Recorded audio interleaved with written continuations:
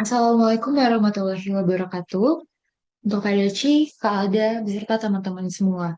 Pada hari ini, izinkan saya, Naswa Aleta bersama Angga, mempresentasikan mengenai proses re-engineering yang dilakukan oleh Apple dalam menghadapi tantangan COVID-19.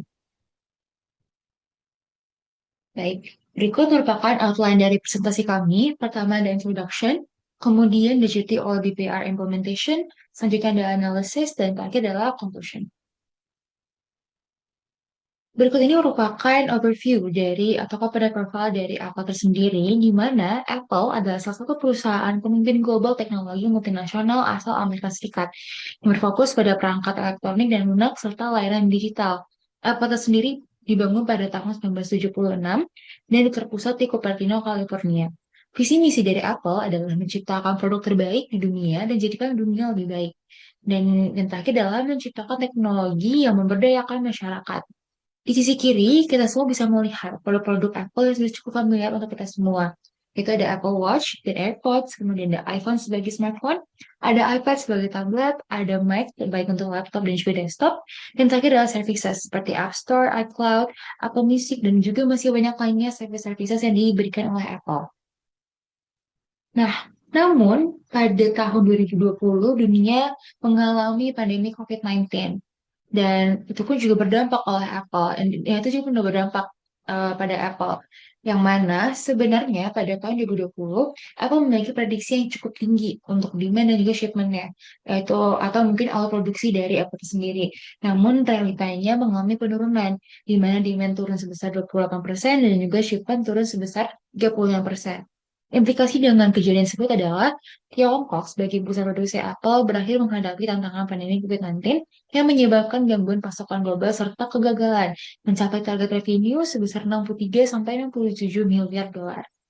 Di sini kami mencoba kembali menganalisa menggunakan metode SCQ, di mana situasinya adalah Apple memiliki ketergantungan tinggi pada Tiongkok sebagai pusat produksi dan pasar. Lalu komplikasinya adalah supply chain yang terpusat memiliki keterbatasan fleksibilitas dan juga ketahanan. Lalu questionnya atau pertanyaannya adalah bagaimana caranya Apple merancang ulang supply chain menghadapi ketidakpastian global? Dan jawabannya adalah Apple perlu melakukan desain ulang pada sistem supply chain. Dan hal inilah yang akan kami bahas pada presentasi kami mengenai apa solusi yang Apple berikan untuk menghadapi tantangan tersebut.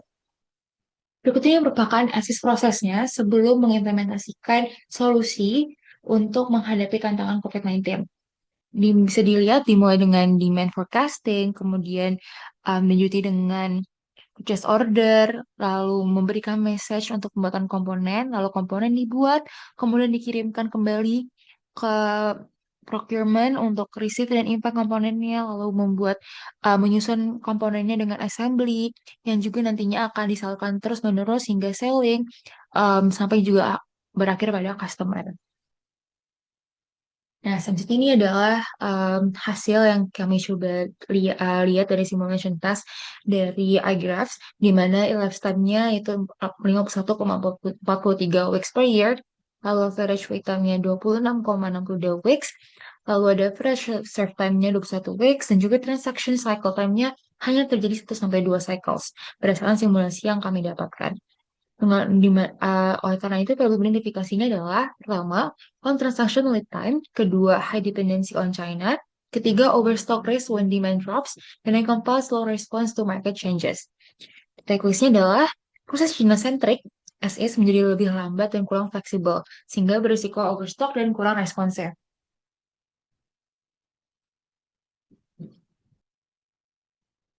Kemudian kita akan melanjutkan untuk menganalisa bagian core inefisiensi dari proses ASIS yang sudah dipaparkan sebelumnya. Supply chain Apple sebesar di Tiongkok menciptakan ketergantungan tinggi pada suatu wilayah sehingga rentan terhadap gangguan eksternal. Selain itu, proses masih linear dan kurang fleksibel. Lalu apa bisnis impact-nya? Bisnis impact-nya pertama, yaitu gangguan produksi. Kedua, keterlambatan distribusi. Yang ketiga, penurunan penjualan dan permintaan. Yang keempat, tidak tercapainya target revenue. Kita nya adalah ketergantungan supply chain pada suatu wilayah membuat Apple rentan terhadap gangguan eksternal. Dan dalam kasus ini, Apple menghadapi COVID-19. Dan ini berakhir ketika terjadi sebuah krisis, tampaknya langsung mengganggu produksi dan distribusi secara keseluruhan. Nah, oleh karena itu, Apple menerapkan sebuah proses reengineering strategi untuk menjadi sebuah solusi dari Apple menghadapi COVID-19. Berikut ini merupakan key PPT initiative yang sudah kami kumpulkan sebelumnya dari sumber-sumber. Pertama, yaitu supply chain diversification. Dengan mengurangi ketergantungan pada China, akhirnya Apple membuat sebuah ekspansi produksi ke India dan juga Vietnam. Kemudian lanjuti dengan supplier base expansion, ini berhubungan dengan supply chain diversification, karena diversifikasi supplier diperuntukkan untuk komponen kritis dan mengurangi risiko bottleneck dan supply disruption. Dari sisi geographic rebalancing of manufacturing network, China akan fokus pada mass production and core assembly, India fokus pada smartphone assembly hub, Vietnam fokus pada accessories and component manufacturing. Tujuannya adalah mengurangi concentration risk pada suatu negara. Kemudian ada supply chain risk and visibility enhancement, yaitu diharapkan mampu membuat sebuah predictive analytics dan juga demand forecasting untuk produk Apple.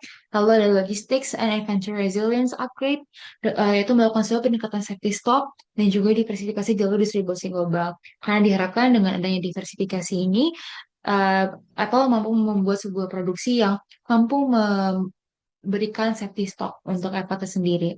Lalu yang terakhir adalah manufacturing standardization and capability transfer. Karena akhirnya melakukan sebuah ekspansi yang tadinya China-centric menjadi ada India dan Vietnam sebagai tempat produksi, perlu adanya sebuah transfer teknologi dan juga proses knowledge ke India dan Vietnam untuk melakukan sebuah standarisasi produk. Kemudian beberapa strategi juga diterapkan untuk supplier rationalization, yaitu Apple mengurangi jumlah supplier dan beralih ke kemitraan strategis dengan supplier utama. Tujuannya adalah untuk mengurangi kompleksitas dan meningkatkan kontrol supply chain. Terdapat tiga nilai yang dijunjung oleh Apple dalam hal supply rationalization ini. Pertama yaitu efisiensi, kedua strategi partnership, yang ketiga adalah control and standardization. Dampak yang diharapkan adalah proses pengadaan lebih terkoordinasi dan cepat, dengan peningkatan kualitas komponen serta penurunan biaya operasional akibat kurangnya kompleksitas supply chain. Kemudian untuk inventory optimization, Apple menerapkan pendekatan just in time atau dikenal dengan JIT untuk meningkatkan perputaran stok. Tujuannya adalah mengurangi biaya penyimpanan dan meningkatkan kecepatan aliran barang. Tiga nilai yang diutamakan oleh Apple yaitu lean operation, waste reduction, and speed responsiveness.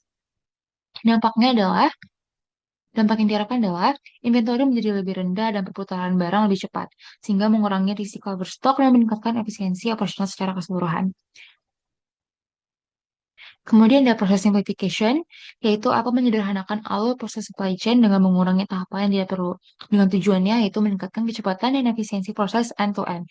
Tiga nilai yang diutamakan yaitu yang simplicity, integration, dan juga proses efisiensi. Dampaknya, alur kerja menjadi lebih cepat dan minim bottleneck, memungkinkan perusahaan merespons permintaan lebih cepat. Dan kemudian juga ada cost and quality control. Apple menerapkan sistem kontrol berbasis data untuk memonitor biaya dan kualitas secara ketat di seluruh rantai pasok. Dengan tujuan diharapkan adalah menjamin kualitas produk sekaligus menjaga efisiensi biaya. Tiga nilai yang diutamakan oleh Apple yaitu data-driven decision making, quality excellence, dan juga cost efisiensi. Dampaknya adalah alur kerja menjadi lebih cepat dan minim bottleneck, memungkinkan perusahaan lebih cepat dan efektif merespons. Ini sama dampaknya yang direkam dengan beberapa strategi sebelumnya. Implementasi strategi yang sudah diterapkan oleh Apple diharapkan adalah penerapan bisnis proses reengineering pada supply chain Apple menghasilkan proses yang lebih sederhana, terintegrasi, dan juga efisien. Secara keseluruhan, perubahan ini menciptakan supply chain yang lebih fleksibel dan resilient. Karena itu diharapkan mampu memberikan business impact yang pertama, simplified and integrated process, kedua, faster production and distribution, tiga, lower inventory and storage cost, keempat, better supplier control, kelima, improved quality and consistency, keenam, more responsive to demand changes, ketujuh, stronger resilience to disruption, yang kedelapan, increased efficiency and profitability. Selanjutnya. Selanjutnya, izinkan saya menjelaskan terkait to be prosesnya sendiri. Jadi berikut adalah to be prosesnya. Kalau di sini kita bisa melihat ada pergantian peran dari demand planning sebelumnya, sekarang lebih menjadi kepada ERP system. Jadi di sini bukan artinya staff demand planning itu tidak ada, namun mereka itu diarahkan untuk lebih melakukan penyesuaian kepada algoritma AI untuk otomatis menganalisa demand yang datang dan mereka juga diwajibkan untuk melakukan setting up kepada sistem penerimaan penjualan yaitu sales dan menganalisa dan sekaligus mengekstraksi data penjualan tersebut. Lalu di sini juga yang terlihat dari to be proses ini adalah di mana yang sebelumnya Global Distribution Center menjadi Regional Distribution Center. Mengapa? Karena Regional Distribution Center itu lebih dekat kepada customer, jadi bisa memangkas em, lead time dalam operasional dan shipping, yang tentunya menyebabkan supply chain itu lebih tahan dan lebih agile. Lalu selanjutnya di sini juga kalau kita lihat ada assembly. Jadi proses di manufaktur sendiri itu ada tiga manufakturer, yaitu manufakturer A, B, dan C, di mana yang sebelumnya China centric, yang kelemahannya adalah memiliki potensi untuk domino effect jika terjadi disruption di salah satu aktor. Dan dengan cara seperti ini membagi menjadi tiga, mereka aktor manufaktur ini saling melengkapi. Dan tentunya jikalau ada gangguan di aktor lain itu, maka akan posibilitasnya tidak terjadi domino effect. Dan dari to be proses ini sendiri keuntungannya adalah em, tidak ada biaya depresiasi warehouse ya. Jadi kalau di Cina itu sendiri karena demand planningnya juga tidak menerapkan sistem just in time, jadi eh, jumlah penjualan iPhone yang tidak terjual atau overstock dan em, bottleneck sendiri itu sangat-sangat probabilitasnya lebih gede.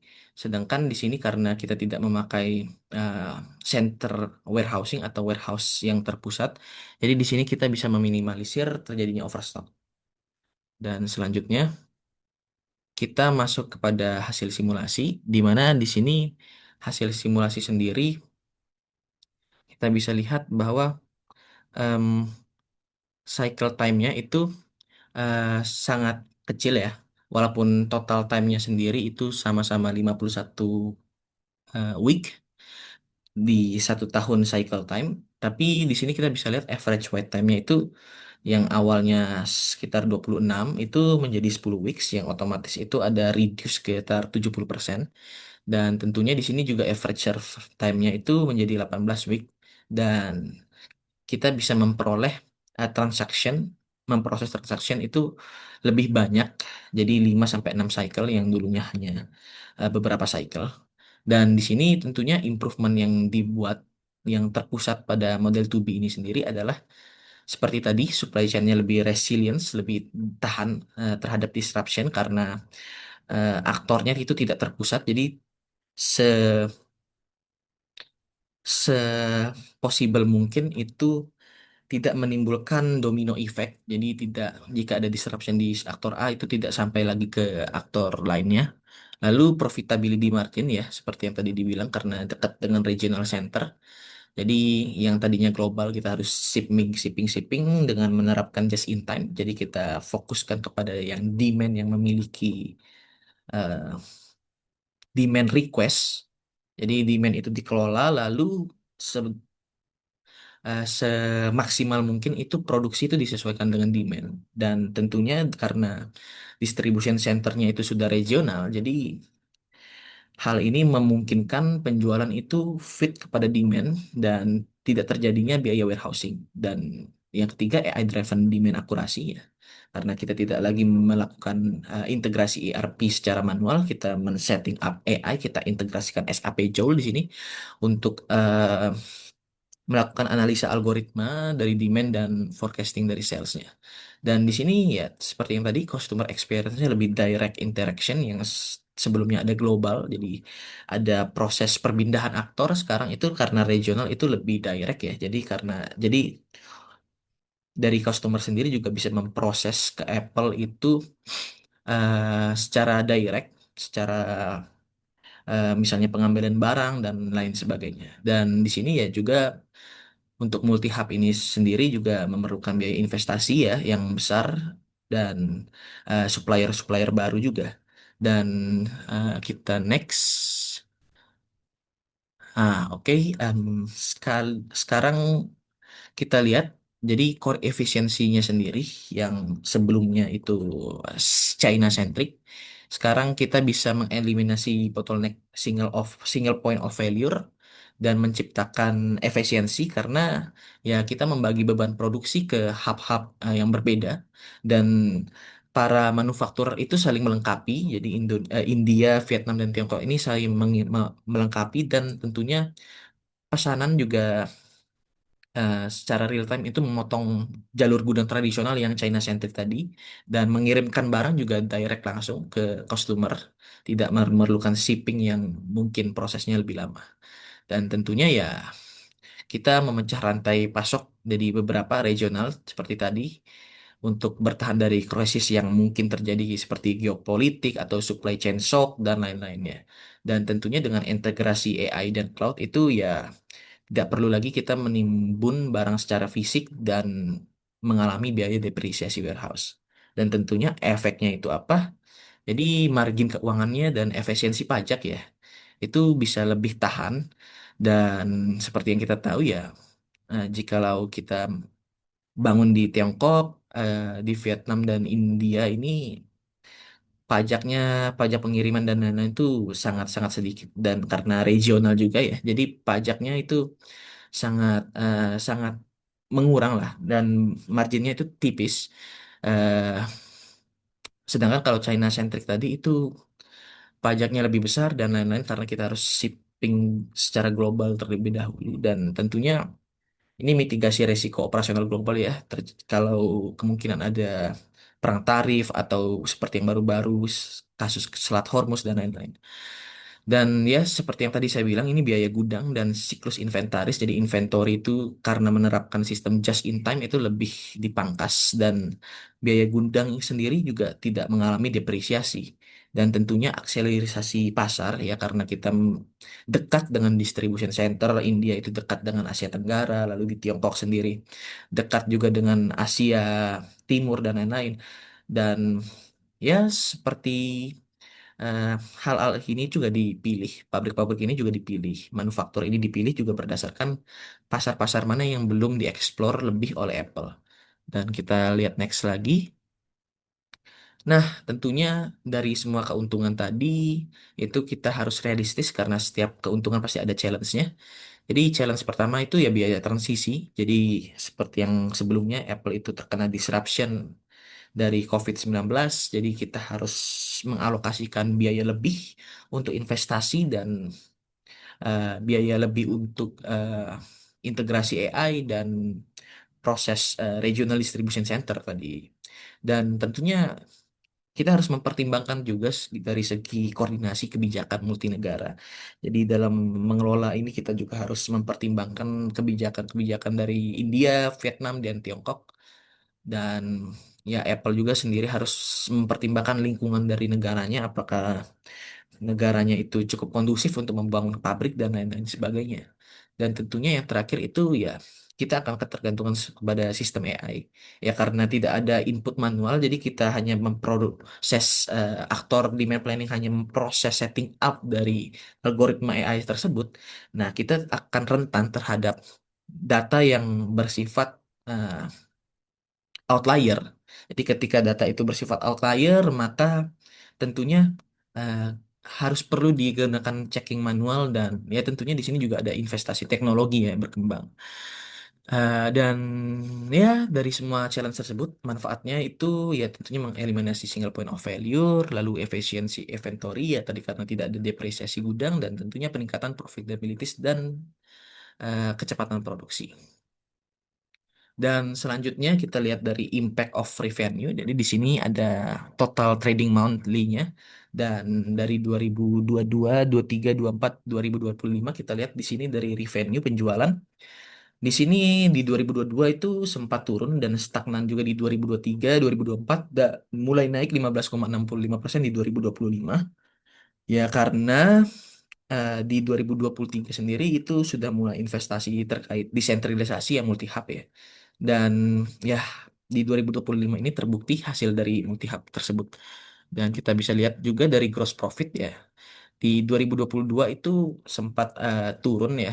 Lalu di 2023 itu turun lagi ya 0,96%. Dan di 31 Desember itu meroket ya 18,8% secara years over years. Dan tentunya hal ini mengkonfirmasi biaya model 2B karena sistem dropshipping terbukti memangkas biaya ya. Dan kalau kita lanjut lagi lihat dari operating income di sini laba 2022 tuh sempat naik lagi lalu turun di tajam di 2023 efek disruption, efek inventory investasi awal dan lain-lainnya dan di 2025 kita lihat 18,72% ya naiknya ya. Dan hal ini tuh disebabkan karena ya multi hub regional dan AI real time ini sukses merampingkan proses logistik dan tentunya tidak ada just in time ini sistem lingkungan just in time ini memangkas namanya biaya overhead gudang ya. Nah, kita lihat lagi dari EBITDA sendiri ya. eh, Kita bisa lihat di 2022 itu ya pernah sampai puncak lalu turun lagi di 36 3,620% di 2023 dan naik lagi 17,76% di Desember 2025 dan ya tentunya seperti tadi ya, optimal Mobile Jams in time dan model regional ini mengoptimalkan kondisi arus kas inti perusahaan ya dan proses logistik juga jadi tidak terbebani. Dan kita lihat dari pemegang saham ya tidak terlalu signifikan ya. Karena ini hanya earning dari pemegang sahamnya sendiri. Jadi tapi dari korelasi BPMN sendiri ya eh, penurunan di 2024 tuh wajar ya karena restrukturisasi biaya apa model 2B ya. Jadi lonjakan tajam di 2025 juga membuktikan bahwa investasi awal pada multi hub dan ekosistem just in time itu menciptakan efisiensi fundamental yang melipat gandakan earning saham. Lalu di sini conclusion dari SI sendiri, dari waktu sendiri kalau kita lihat itu dari 26,62 itu menjadi 10 week ya per transaksi. Jadi sangat turun 70%. Dan tentunya ini juga dari operasional ini pendekatan just in time ini menyebabkan berkurangnya overstock ya.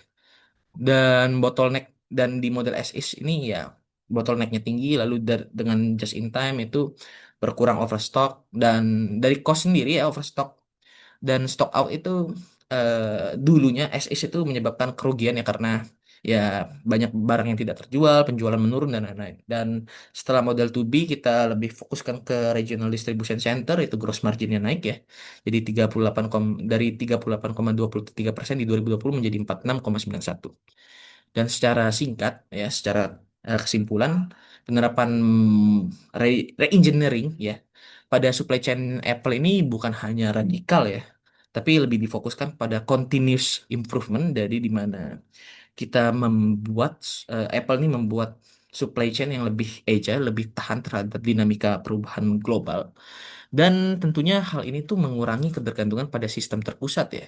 Jadi karena tidak terpusat Apple sendiri bisa lebih eksplorisasi lagi terkait pasar demand barunya, bisa lebih tahan juga, tidak memitigasi terjadinya domino effect ya, dan tentunya dengan algoritma AI itu bisa lebih merespon setiap cycle time itu bisa merespon lebih banyak transaksi. Dan berikut terkait rekomendasi untuk future reset. Jadi kita harus lebih menganalisis efektivitas multi hub manufacturing karena minimal sekali dokumentasinya dan tentunya kita harus lebih research lagi terkait data operasional yang lebih detail karena yang kita temukan hanya biaya berita-berita terkait operasional ya, tidak ada terkait data-data yang lebih relevan ya. Dan mengkaji biaya implementasi dan risiko transisinya. Dan tentunya kita harus mungkin mencoba membandingkan Apple dengan perusahaan tech lainnya. Dan berikut adalah referensi yang kami ambil ya, kebanyakan dari investor Apple. Jadi lebih banyak memang bentuknya adalah laporan keuangan ya, annual report.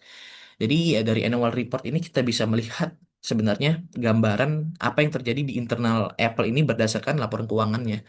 Namun kalau kita mau melihat lebih detail terkait data perusahaan, data operasional dan lain-lain, kita harus di-trigger dulu oleh berita-berita ini ya. Seperti Tim Cook, The Supply Chain Guru Behind Apple Growth, lalu dari SMB Finance, Bloomberg, dan lain-lainnya. Dan berikut adalah presentasi dari kami. Saya Airlangga mengucapkan terima kasih dan mohon maaf apabila ada kesalahan kata. Terima kasih.